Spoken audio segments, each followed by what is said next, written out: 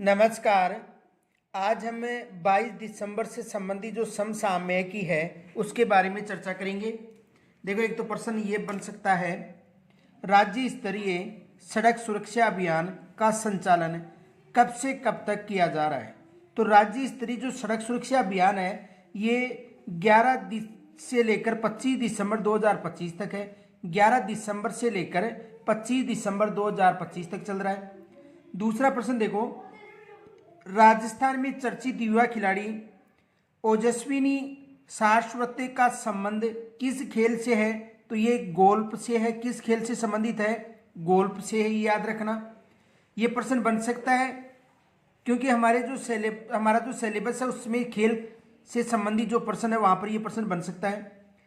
अगला प्रश्न है, हाल ही में राज्य के किस किसान ने, यानी राजस्थान का जो राज्य है उसके किसान की बात करें तो राज्य किस किसान ने फिलीपींस में सॉफ्ट किस्म के गन्ने की खेती को विकसित किया है। तो अंतिम कुमार जैन है। कौन है? अंतिम कुमार जैन। अगला है, दुबई में आयोजित यूथ पैरा एशियन गेम्स 2025 में राजस्थान के खिलाड़ियों ने कितने पदक जीते? मोस्ट माना ये प्रश्न, यहां से प्रश्न बन सकता है। 6 पदक जीते हैं। ऑपरेशन सिंदूर में उत्कृष्ट कार्य करने के लिए एयरफोर्स ने किस पुलिस अधिकारी को सम्मानित किया है?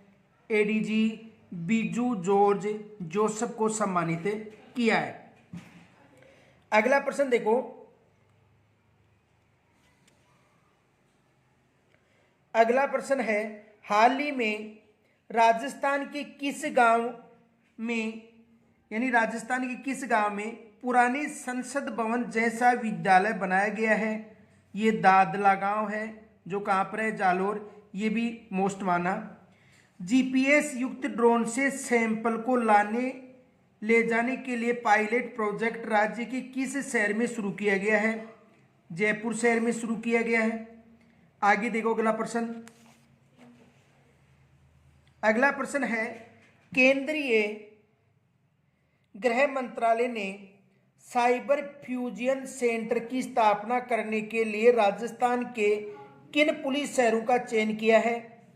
तो देखो, एक तो भिवाड़ी का चयन किया है, अलवर, भर्तृनगर, डीग और सवाई माधोपुर। ये जो भर्तृनगर है इसको खेरतल तिजारा के नाम से भी पुकारा गया था, लेकिन जो बजनलाल सरकार ने इनका नाम परिवर्तन करके भर्तृनगर दिया है। तो ये भी प्रश्न बन सकता है। मोस्ट प्रश्न है कि केंद्रीय मंत्रालय ने साइबर फ्यूजन जो सेंटर की स्थापना करने के लिए राजस्थान के किन पुलिस शहरों का चयन किया गया है? तो भिवाड़ी में, अलवर, भर्तृनगर, डीग और सवाई माधोपुर।